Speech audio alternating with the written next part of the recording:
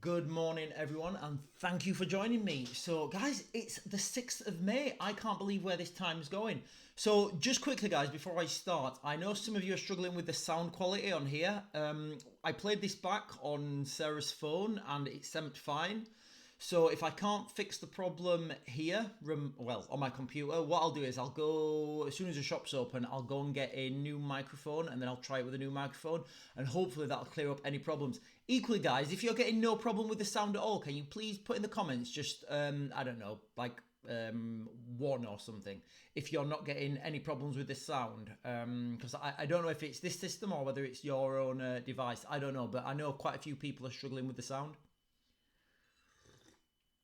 So we've got a few things to talk about today, guys, and I may split this up into 2 or maybe even 3 videos because there's different topics. But what I want to talk about is the dark fleets of Russian ships that are sailing. Well, let me read you the headline from this article first, and I'll tell you what it really means. The dark fleet powering Putin's Ukraine war machine is out of hand. So equally, another article headline that could explain the same phenomenon would be sanctions on Russia only made them richer. I think that'd be fair to say as well. So remember when when this invasion, when the 2022 invasion started in Ukraine, there was a load of sanctions put on Russia, and one of the things that the G7, I guess NATO countries did, is they sanctioned Russian oil. So they said basically anybody trading Russian oil has to trade it lower than anyone else. Well, the only people that affects are people that come under those sanction regulations. So, for example, China don't have to agree to that. India don't have to agree to that. And there's a lot of other countries that don't have to agree to that. Now, one of the ways around this, what NATO countries did, they said, okay, anyone carrying Russian oil has they affected their insurance premiums basically. So and again, Russia is huge. People don't understand how big Russia is. So what the Russians did is they said, okay, fine, if you're going to put the insurance premiums up on us shipping oil, we'll buy our own ships and we'll just not insure them. So as an effect of that, all that's happened is Russia now operate their own ships that come under no regulation, and they just basically go from Russia to China to India. So if you look now at the moment, I think, and I'll put a link in the description of this, guys. If you're in China, you pay like 97 cents, 0.97 of a dollar for a litre of petrol. Now, if you're in the UK, tell me how much you pay for your petrol. I went to the service station the other day. I looked at the prices. It was like £1.70 odd. I just couldn't do it. I said, not a chance. So I had to get on my phone and see where the closest Morrison's was. Anyway, that's a little bit of a sidetrack. So basically what you see now is these sanctions not helping anyone, and the only people the sanctions really helped is they just empowered Russia.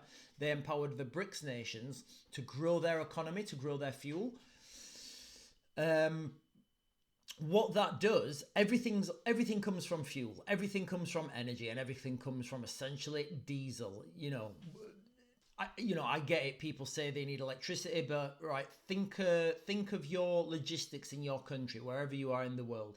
Your big trucks, your ships, anything really that transports things for industry runs on diesel, which is obviously, comes from crude oil. Now, if the price of diesel is high, equally the price of petrol, because they're hand in hand, then the price of your transport's high, the price of your goods are high. It brings the price of everything else up. Obviously, if your price of fuel, diesel, petrol is low, then the prices of everything else come down. So all that's happened really with these sanctions is we've given Russia a way to make more money because they don't have to insure their ships now because they just don't pay attention to these international laws. They can still sell their petrol at a really competitive price now because they don't have to insure their ships, and they're operating that now at a state level. So nobody's making profits off that apart from the state. And China, India, all these BRICS nations, they're all getting cheap fuel. While here in the West, we are literally suffocating ourselves. we've been really, really, really ridiculously lucky because we've not had a cold winter since this invasion happened. This invasion of the 2022 invasion of Ukraine happened. If we have a cold winter, I'm telling you, we are gonna crumble because the price of everything is just gonna skyrocket. As soon as people start putting their heating on, turning everything up, that's gonna put more stress on the systems. It's gonna put more stress on the supply and demand systems. And we're just not geared up for it at the moment, and we've not really felt the effects of it yet because we've been so lucky not to have. We've got through 2 winters that have been relatively mild.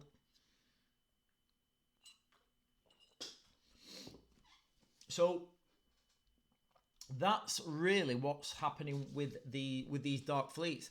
And obviously with these dark fleets as well, now Putin knows that he can do this with oil. He's going to do this with all other stuff. So what we're going to see in this, in this region of Russia to the east and the BRICS nations now is a trading bloc, and they're not paying, insurances on their ships. They're not paying attention to international laws. They have their own free trade area, and it's a lot cheaper for them to move goods between each other than it is for NATO countries, Western countries, to move goods between each other, because we've put too much red tape on things. We've put too much, too many safety.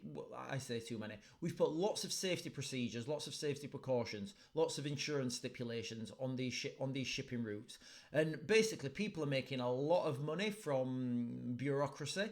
Now the BRICS nations, they've literally just got rid of all that bureaucracy, and they're making lots of money, and they're managing to fund their war economy and fund this war in Ukraine. Now for us to catch up, we have to spend an order of magnitude more, or we have to accept that we're going to have to get rid of some of this red tape, and we as the West are going to have to get rid of a lot of this bureaucracy. I can't see it ever happening because too many people are making too much money, and the way the political system is set up in the UK,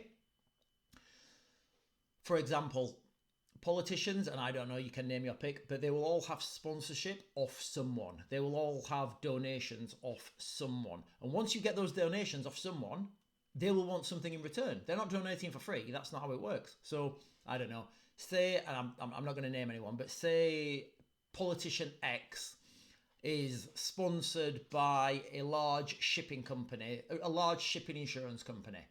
Guess what? Politician X is not going to be lobbying, pushing, or signing any bills or laws that will be at a detriment to his or her sponsor because of that money that they're giving them. So that's how the political system's set up in the UK. And it's really sad because, nobody's really talking about this, but we're definitely at late stage capitalism at the moment in the West. And I feel we're at late stage democracy as well, in the sense that, and I coined that term as well. So anybody else you see using late stage democracy, it's mine. So basically all politicians who get elected now, they're either, I'm not going to say all, because there are some that, that get elected off their own merit, but they're very few and far between. But most politicians, they will have donors, and those donors will be expecting something in return, and it only comes to, it makes, I don't think it's controversial there. It's just the way it happens. Now, obviously, there'll be no contracts written. Nothing will ever be said. And the donors themselves will say, no, we just donated to this politician or this political party because we like what they stand for. But then behind closed doors, they'll say, listen, guys, we gave you X millions, you need to sign this bill or we're going to pull our funding next year. And that's just how it works, The political parties need money to get elected, and they need donations, and sadly that's how it works. I've been quite clear about it. The political system in the UK needs to change, and it needs to change in such as the people who vote for that politician have an active say in whether they get paid or not. So you pay your council tax at the end of the month or whenever you pay it, and a percentage of that, you should be able to choose whether it goes to the politician you voted for or not. And guess what? If they don't do what you want them to do on a regional level, guess what? They don't get paid. Equally, if they are doing a good job, they get paid, and they get paid well. We can't have a system where politicians get into power and they're in for 4 years and they don't have to do anything. Because essentially, once we elect a politician, they don't have to do anything for 4 years. They can literally do nothing, and we can't get rid of them. but that's the system we need. We need to be able to make these politicians work for us and make them remember that they work for us, because at the moment they're not. They're working for their sponsors, and that's just the system that's set up. I don't think it's them. I don't think it's the people themselves that are currently flawed. I think it's the whole system. People are always going to want more money. Ask yourself, would you rather get paid a lot or rather get paid less? So, and if we start to say, we shouldn't pay politicians, then the problem there is we just get people who are independently wealthy running for politics, and then they will definitely not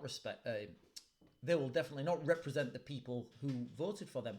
So that's the problem that we're at the moment, and we need to just, the whole political system needs redefining and reshuffling, but I just don't see that happening anytime soon. I think this may happen in 2028, after the election in 2028, because things are just going to be chaos in 2028.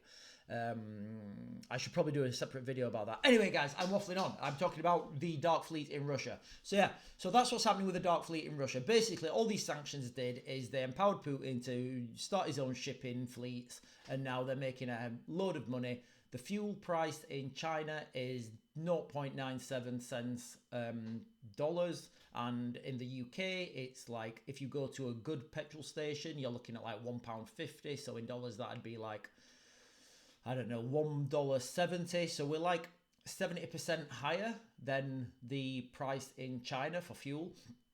And that's our own sanctions, what we did as the West, and it's not stopped Putin's war machine. It's not made him, it's not weakened him at all. If anything, it's emboldened the Russians and it's empowered them, and they get more money for that, and they've got their own shipping fleets now. So that's the shipping fleets, guys. What I want to talk about now is assassins. Hang on. Where are we?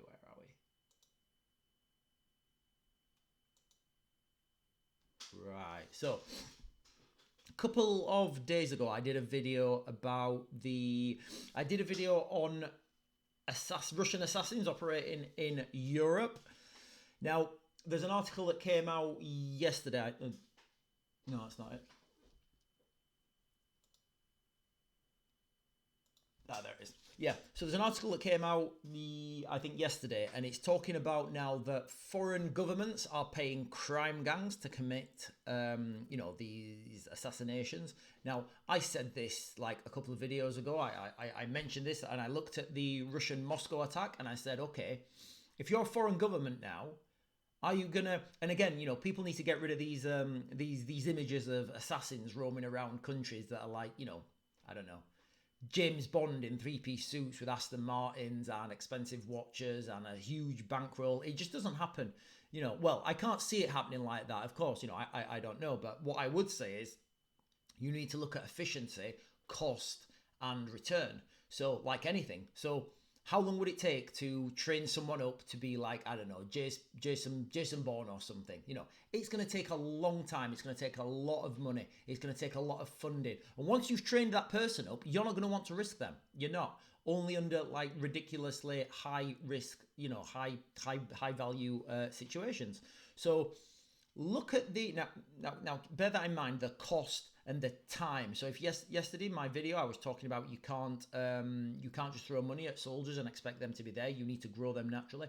So think of the time and effort it's going to take to grow one of these operators. Now look at what happened in the Moscow attack. They paid $20,000. Whoever funded this, we're told it's ISIS, I don't know. But whoever funded this, they paid $20,000, and look at the carnage they caused. Look at the carnage. It was absolutely disgusting. There was, and go and look at it. I'll put a link to it in the description. So they've not had to grow anyone, so they can do that relatively quickly. They can get the fanatics or people who are, struggling mentally vulnerable people. They can groom them online, and they can pay them a small amount of money. This is a lot easier, and you get the same result, but you get it a lot quicker and a lot cheaper. So the article that I'll put in the link to the description here, it's saying how the foreign governments are now using crime gangs to do these these hits or whatever it says in the article. But as we're moving forward, I think we're really going to have a problem in the UK with this, because we're going to have a lot of people in the UK who don't have affinity to the UK, who may be about to get deported, they may have had their asylum failed, they may be radicalized online, they may have mental health problems, because the mental health problems in the UK at the moment is absolutely skyrocketing. So there's a whole host of things that are, I think I saw an article where some Oxford University student called Charles or something, the Russians had paid him, he'd been arrested because the Russians were paying him to conduct some sort of sabotage operation. So, these things that move forwards, it becomes very easy for a host nation, an enemy nation, to just plow a small amount of money into a situation, and they get a huge result coming back from it. So, this is just another article that emphasizes this. Also, I'll put an article in the description about, foreign governments planning sabotage attacks. And I just alluded to it then. I was going to do a separate video on it, but I think I'll run through it now quickly. So, MI5 or the security agencies have come out and they're saying that, foreign governments are planning sabotage attacks on the UK. Well, remember yesterday or the day before I did a video on the water system in the UK. If we know that the water system is fragile in the UK, then our adversaries know the water system is fragile in the UK. So I feel that at some point the water system, the electricity system, all these grids, they can easily be sabotaged by people who are being paid by whoever, we don't know. And I think the people who are being paid themselves, they won't know who's paying them. They'll be just getting some money and it'll be go through somebody, a broker, a handler. And the reality is that'll never get traced back to whoever the actual funder of that system will be.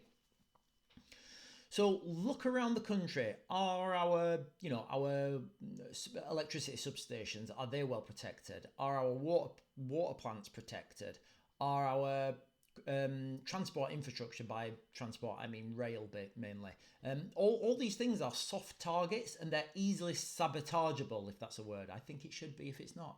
So these are things that as we move forwards and we become into a more of a conflict with these with these adversaries around the world, namely China, Russia and Iran, these acts of sabotage are just going to happen. And let's not forget, we've got hacking, cyber attacks, that we're under cyber attack all the time.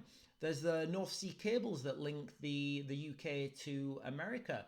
There was literally just before the Russia-Ukraine invasion of 2022, there was a huge Russian exercise right over those cables, and I called it straight away. And it's kind of one of the reasons me and Sarah started these channels, guys. And if you've not done so already, please go and like and subscribe.